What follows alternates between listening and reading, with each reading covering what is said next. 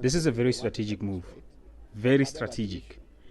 We all know that President Thabo Mbeki is against Ramaphosa from day one. He never liked him. He never spoke nice about him. He never shied away in terms of voicing his opinion about him and how he feels about him. And, you know, even though sometimes he throws shades there and there, but here it is straight. It is straightforward. You know, he's endorsing the march that is taking place on the 20th of March. I think the EFF and everybody else who's joined that are perfectly entitled to that, to demonstrate and so on. But I think the point that has been made, that we should avoid all violence and things like that. And I watched a little bit when Julius talked about the demonstrations yesterday, and himself made this commitment that they don't want violence. And if there's any violence that happens, that it would have been provoked by somebody else. I think that common commitment by the people, the organizers, and the rest of the country is correct. By all means, I think people should demonstrate if they want to demonstrate on whatever the issue. But let's avoid this kind of unnecessary conflict. The country doesn't need it. He is endorsing it directly in the mainstream media and not afraid about it. And not afraid about it.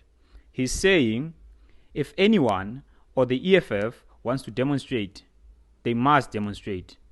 And he also goes further to say there's